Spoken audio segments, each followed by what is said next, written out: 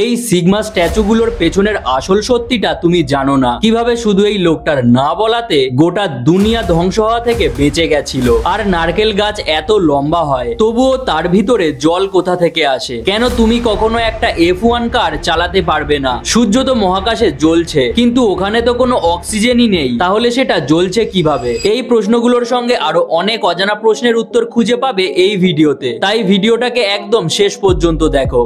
Fact number 10, এটা হলো 2 মুখ আর 3 পাওয়ালা এমন এক প্রাণী যেটা পৃথিবীর সবাইকে পাগল বানিয়ে দেয়, যেমন এখন পাগল বানাচ্ছে। আসলে এটা হলো একটা পিঁপড়ে খেকো, মানে জায়ান্ট অ্যান্ট ইটার। আসলে এটার দুটো মাথা নেই, বরং এটা শুধু তার পায়ের অংশ, যেটা দেখতে মাথার মতন। অর্থাৎ যখন কোনো শিকারী প্রাণী তার উপরে হামলা করে তখন এটা একটা অপটিক্যাল ইলিউশন তৈরি করে, যাতে শিকারী প্রাণী ভুল করে তার পাটাকে মাথা ভেবে কামড়ে ধরে। আর সেই কারণেই এই প্রাণী সবাইকে পাগল বানায় নিজের প্রাণ বাঁচানোর জন্য, আর এমন স্টাইলে হাঁটতে থাকে যে বোঝাই যায় না কোনটা মাথা আর কোনটা পা। ফ্যাক্ট নাম্বার 9, ভাই নারকেল গাছ এত উঁচু হয় তবুও নারকেলের ভেতরে জল পৌঁছে যায় কিভাবে? আসলে নারকেল গাছের শিকড় মাটির ভিতর থেকে জল টেনে নেয় অসমোসিস প্রক্রিয়ার মাধ্যমে। এই জল ধীরে ধীরে গাছের প্রতিটা অংশে পৌঁছে যায়, আর এই জলকে বলা হয় এন্ডোস্পার্ম। আর এই জল ধীরে ধীরে নারকেলের ভেতরে জমে ক্রিম তৈরি করে, আর যে জলটা বেঁচে যায় সেটাকেই আমরা পান করি। ফ্যাক্ট নাম্বার 8, তুমি কি কখনো ভেবে দেখেছো এরোপ্লেনে যে সমস্ত লোকেরা পটি করে সেই পটি আসলে কোথায় যায়? প্রথমে তো আমি ভাবতাম যে পটি সোজা নিচে ফেলে দেয়, কিন্তু এরকম কিছুই করে না। আসলে যখন কেউ এরোপ্লেনের টয়লেট ব্যবহার করে তখন প্লেনের পটিগুলো ভ্যাকিউম সিস্টেমের মাধ্যমে সিল করা ওয়েস্ট ট্যাঙ্কে জমা হয়। এতে জল খুবই কম পরিমাণে ব্যবহার করা হয় এবং সেকশনের মাধ্যমে সমস্ত কিছু ট্যাঙ্কে চলে যায়। আর ফ্লাইট নামার পর ground staff special section truck নিয়ে এসে সেই ট্যাঙ্ক খালি করে, আর সমস্ত বর্জ্য নিয়ে যাওয়া হয় ট্রিটমেন্ট প্ল্যান্টে। ফ্যাক্ট নাম্বার 7, তুমি কি কখনো ভেবে দেখেছো সূর্য মহাকাশে জ্বলছে কিভাবে? কারণ পৃথিবীতে যখন আগুন জ্বলে তখন অক্সিজেনের সাহায্যেই জ্বলতে পারে। যদি অক্সিজেন না থাকে তাহলে আগুনও জ্বলবে না, কিন্তু মহাকাশে তো বাতাসই নেই, তাহলে সূর্য কিভাবে জ্বলছে? তাহলে দেখো, সূর্য আসলে মহাকাশে জ্বলছে না, বরং নিউক্লিয়ার ফিউশনের মাধ্যমে তাপ এবং আলো উৎপন্ন করছে। সূর্য 92% হাইড্রোজেন এবং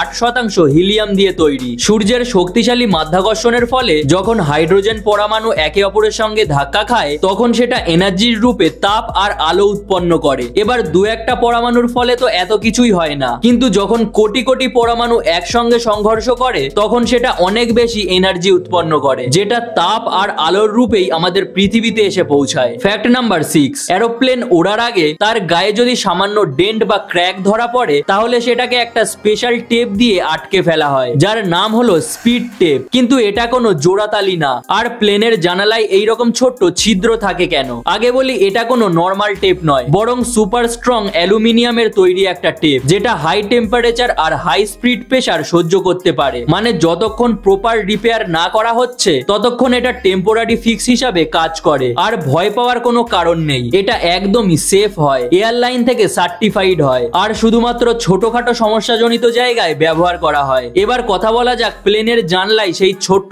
ছিদ্রের ব্যাপারে। অনেক মানুষ ভাবে যে এটা কোনো ডিফেক্ট হতে পারে, কিন্তু এই ছিদ্র আসলে প্লেনের প্রেসার ব্যালেন্স রাখে এবং কনডেনসেশন বা ঘনীভবন রোধ করে। আর যদি এটা না থাকতো তাহলে জানালা ফেটে যেতে পারতো। তাহলে নেক্সট টাইম যখনই প্লেনে উঠবে তখন এই টেপ বা ছিদ্র দেখলে একদমই টেনশন করবে না। এই সমস্ত কিছুই সায়েন্টিফিকলি টেস্টেড হয়, আর এগুলো কোনো রকম জোড়াতালি কাজ নয়। ফ্যাক্ট নাম্বার 5, এই কারণেই তুমি একটা F1 কার চালাতে পারবে না, কারণ F1 কারের রিঅ্যাকশন টাইম একটা নরমাল মানুষের থেকে 3 গুণ দ্রুত হয়, প্রায় 200 মিলি সেকেন্ড। এতটাই দ্রুত হয় যে তারা 300 কিলোমিটার প্রতি ঘন্টার স্পিডেও অ্যাক্সিডেন্ট হওয়ার থেকে বেঁচে যায়। এবং জানলে অবাক হবে যে একটা বিড়ালের রিঅ্যাকশন টাইম হয় 40 মিলি সেকেন্ডসের কাছাকাছি। আর F1 কার টার্ন নেওয়ার সময় ড্রাইভারদের ঘাড়ে 40 কেজি পর্যন্ত চাপ পড়ে। এই কারণেই F1 ড্রাইভারদের গলা একটা নরমাল মানুষের হাতের সমান মজবুত হয়। এবারে ব্রেকিং এর কথা বলতে গেলে F1 কারের ব্রেক প্রেস করতে গেলে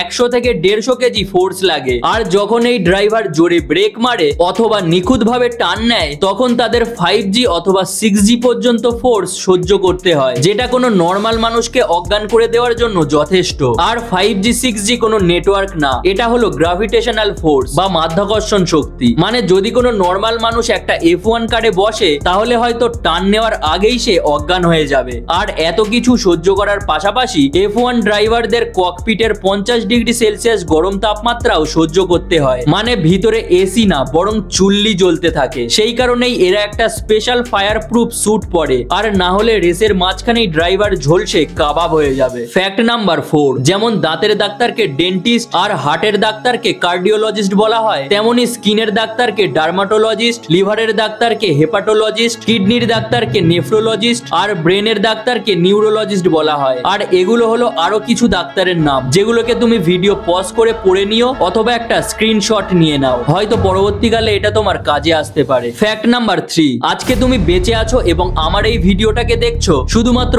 এই মানুষটার কারণেই। হ্যাঁ, শুনলে হয়তো অবাক হয়ে যাবে, কিন্তু 27 অক্টোবর 1962 সালে পুরো পৃথিবী নিউক্লিয়ার যুদ্ধে জড়িয়ে পড়া থেকে মাত্র 1 পা দূরে ছিল, কারণ এই সময় কিউবান মিসাইল ক্রাইসিস চলছিল। তখন ইউএস নেভি একটা আননোন সাবমেরিন দেখতে পায়, যেটা সমুদ্রের অনেক গভীরে ছিল।